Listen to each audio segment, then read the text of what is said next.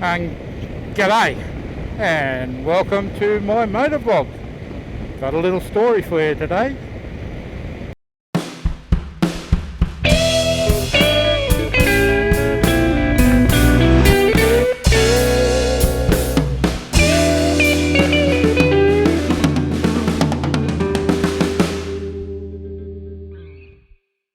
Well, this is a story about a bucket list item that I completed. Well, I was helped to complete by Mrs. Moz,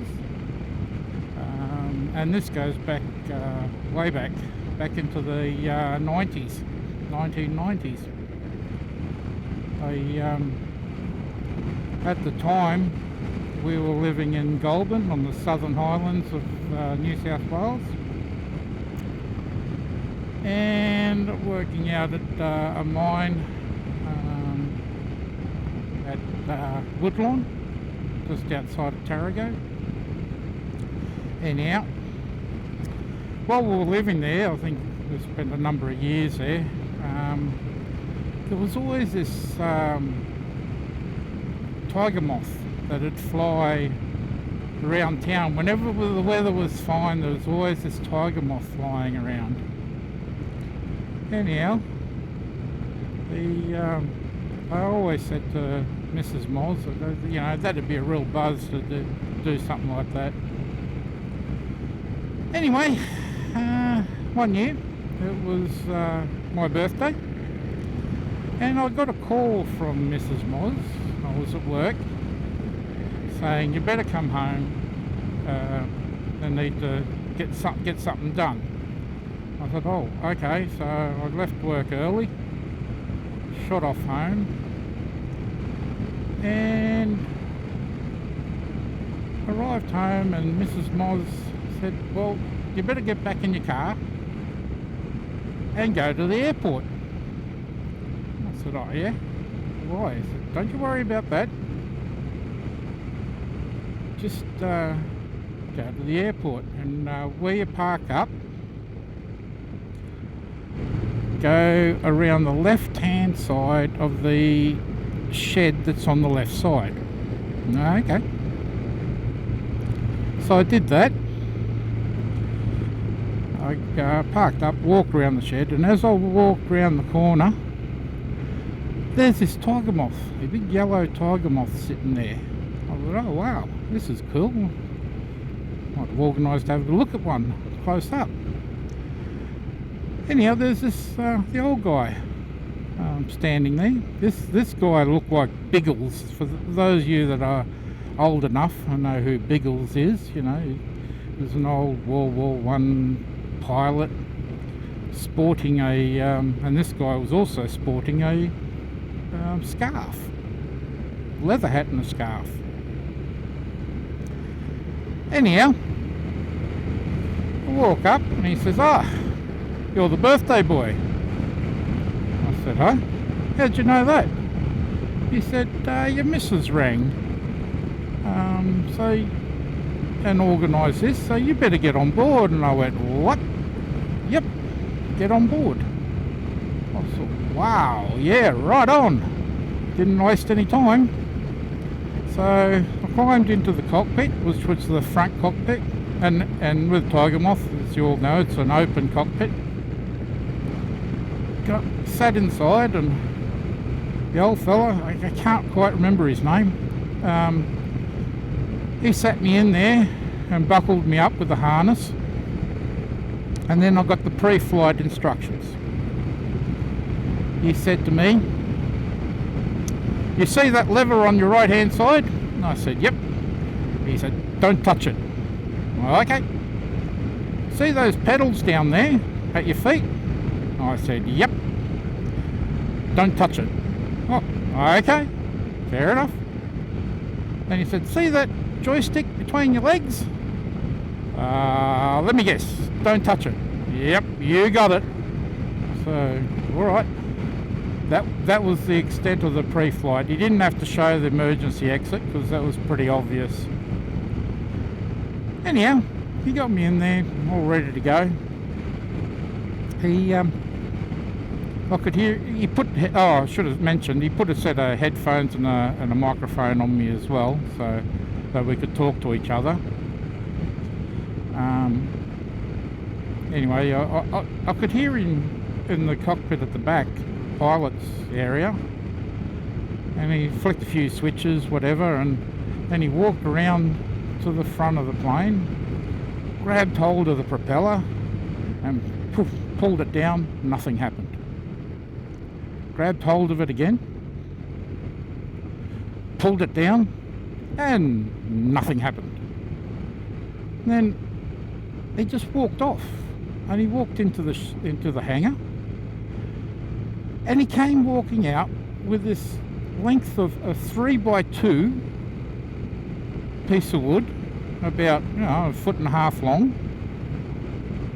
Opened up the cowling of the motor, and all I heard was thump, thump. Closed the cowling, threw the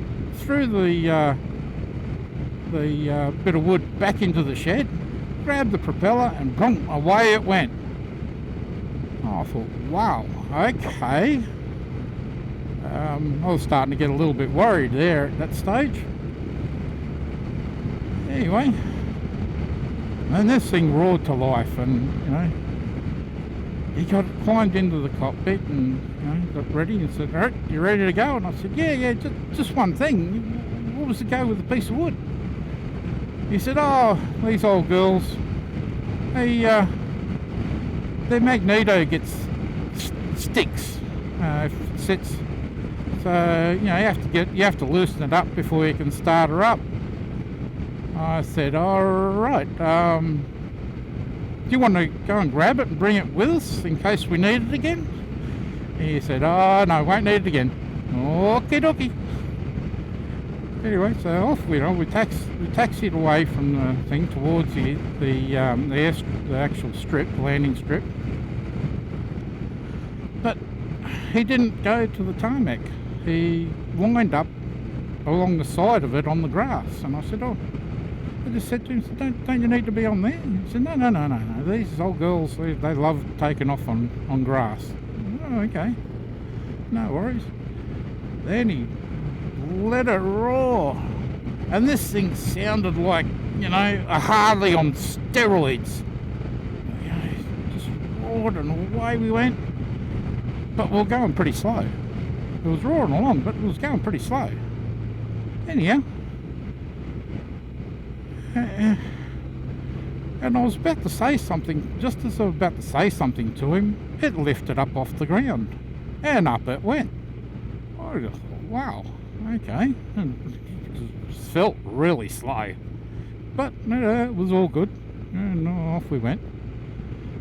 We went on that flight, and he asked me where I lived, and I basically told him my address, and he said, yeah, he knows where that was, and so he flew over to it, and he bangs bang on it, and there's the house, and there was a Mrs. Moz, and he flew around the house, and he said, which house is it exactly? And I said, lesson learned here.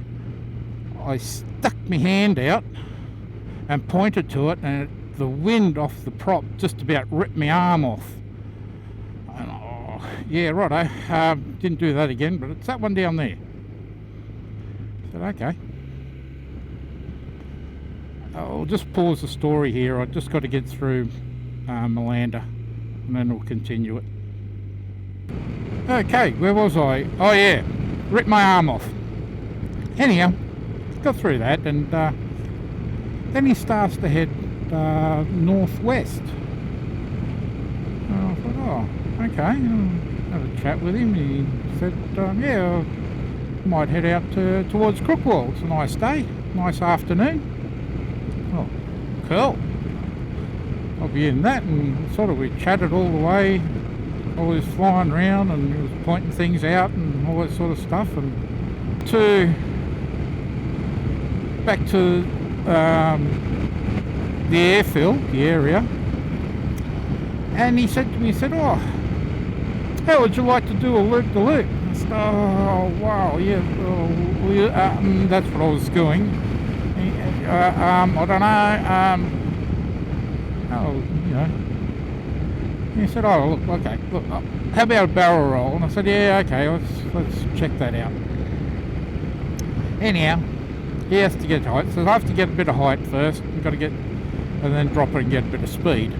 So off he went, he powered up and up he went. It was like a tractor, you know, chug, chug, chug, chug, chug, chug, chug, really slow up, just, you know, climbing and climbing. And he said, oh, okay, going to drop the nose and get some speed up for this barrel roll. Oh, beauty. So he drops the bloody nose down and this thing started to speed up something fierce, you know.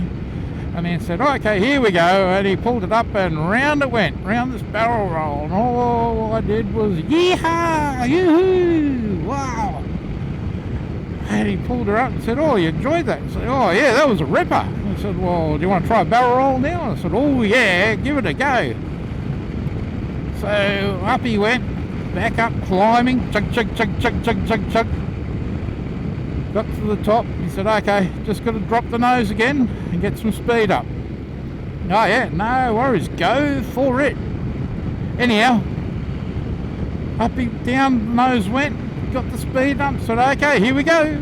And he pulled her over, and you know, it's really weird looking up and seeing the ground. That was awesome. And yeah, and got back at the airstrip, landed on the grass again and pulled it up. Oh, we got out and I thanked him profusely. It was awesome, you know. I couldn't believe it. And yeah, so that was my one of my bucket list items, which was done early in the piece, thanks to Mrs. Moz. Yeah, so that's my little story about my first ever flight on a Tiger Moth. I was expecting a 15-minute flight. Well, this thing was over an hour. I think it was about an hour and 20 or something like that. I don't know. It was about an hour and a half. That was awesome. So there you go. Hope you enjoyed that little story. And look, folks, everyone out there, look after each other, take care of yourself, and until next time, cheers.